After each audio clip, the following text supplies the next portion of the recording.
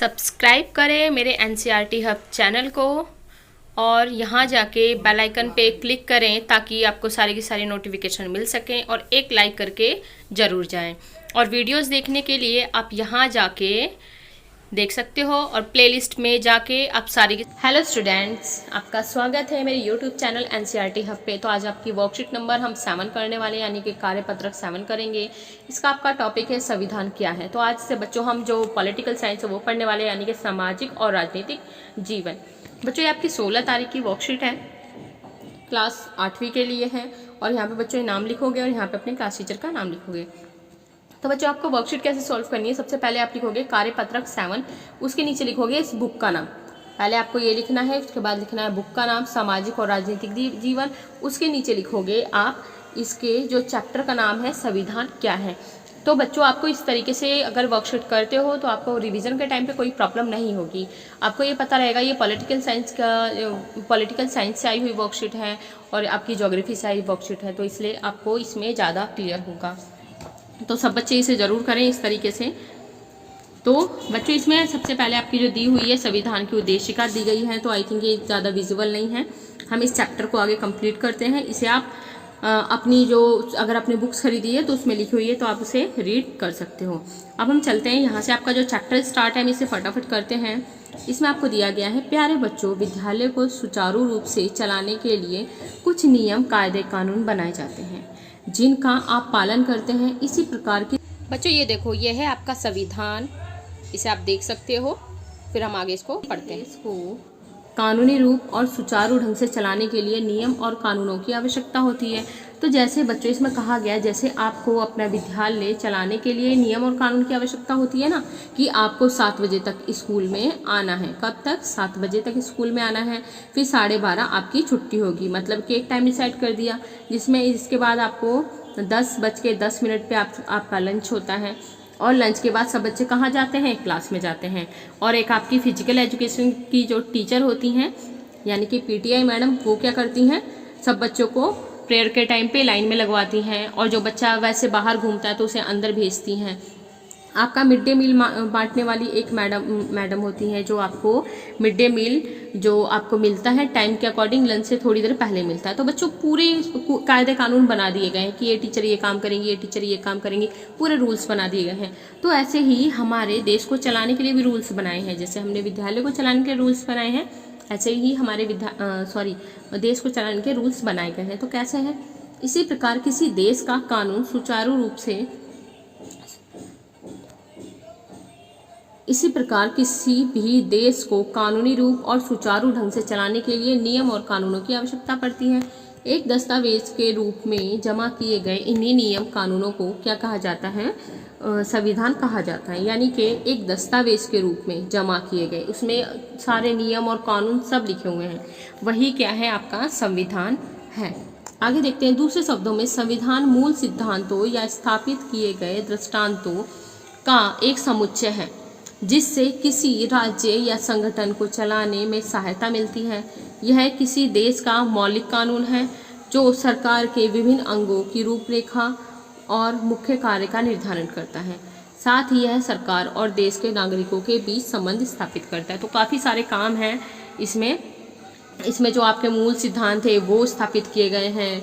किसी राज्य को किस तरीके से चलाना चाहिए वो सब इसके अंतर्गत लिखा हुआ है। और यह क्या है? किसी देश का कैसा कानून है? मौलिक कानून है। ये देखो बच्चों, ये हमारा संविधान है, उसका कवर है। कुछ इस तरीके से हमारे संविधान का कवर दिखता है। तो चलो अब आगे पढ़ते हैं। और यह सरकार और देश के नागरिकों के बीच क्या करता है? संबंध भी स्थापित करता है। तो इतना आई थिंक आपको समझ में आया होगा। अब ये लाइन बच्चों आपके लिए, ये पैराग्राफ बहुत इंपॉर्टेंट है, यहाँ से बहुत क्वेश्चन पूछे ही जाएंगे आपके। तो देखो, डॉक्टर भीमराव अंबेडकर को भारत का संविधान निर्माता कहा जाता है। क्लियर है? हमारे संविधान के निर्माता कौन है, निर्माता कौन है जिन्होंने निर्माण किया है? तो बच्चों वो हैं डॉक्टर भीमराव अंबेडकर। वे संविधान मसौदा समिति के अध्यक्ष थे। ये किसके अध्यक्ष थे बच्चों? मसौदा समिति के अध्यक्ष थे। संविधान का फाइनल ड्राफ्ट तैयार करने में 2 साल 11 महीने और 18 दिन का समय लगा था। यानी कि जो हमारा संविधान है बच्चों, उसमें 2 साल 11 महीने 18 दिन का समय लगा था। भारत का संविधान विश्व का सबसे लंबा लिखित संविधान है। यानी कि अब देख लो कि हमारा संविधान पूरे वर्ल्ड में, पूरे विश्व में सबसे लंबा लिखित, रिटन में यानी कि लिखा हुआ संविधान है। 26 नवंबर 1949 को भारत के संविधान को अपनाया गया। यानी कि हमने संविधान को कब अपनाया था? 26 नवंबर 1949 को अपनाया था और 26 जनवरी 1950 को इसको लागू किया गया था। तो बच्चों ये दोनों की दोनों अलग चीज़ हैं जो आपको अच्छे से याद होनी चाहिए। आपके पेपर में आती भी हैं जो कि बाद में काफ़ी कन्फ्यूज़न क्रिएट करती हैं। तो आइए बच्चों, अब हम इसके क्वेश्चन इसके जो आंसर हैं वो करते हैं। तो इसमें जो आपका पहला है, आपको फिल इन द ब्लैंक्स करने हैं। यानी कि देखो, आपको इसमें रिक्त स्थानों की पूर्ति कीजिए।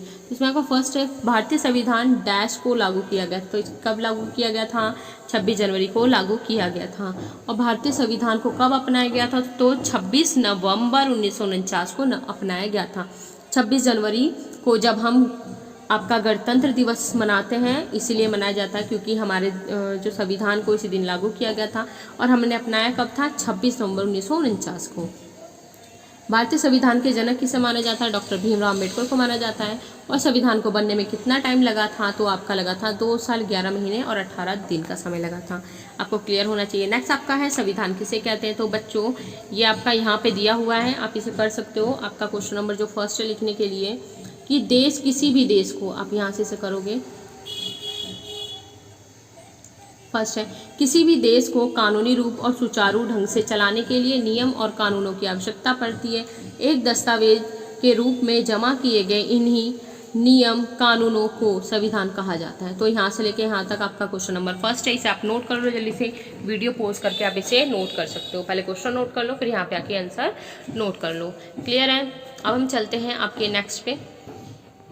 नेक्स्ट आपका है, हमें संविधान की आवश्यकता क्यों पड़ती है? तो इसके बारे में बताना है। तो बच्चों, हमें संविधान की आवश्यकता क्यों पड़ती है? तो आइए हम इसका भी आंसर देखते हैं। आपका ये देखो, किसी भी, ये इसका भी हो जाए, किसी भी देश को कानूनी रूप से सुचारू ढंग से चलाने के लिए नियम और कानूनों की आवश्यकता पड़ती है। यहाँ से यहाँ तक, और जिससे किसी राज्य और संगठन को चलाने में क्या मिलती है बच्चों?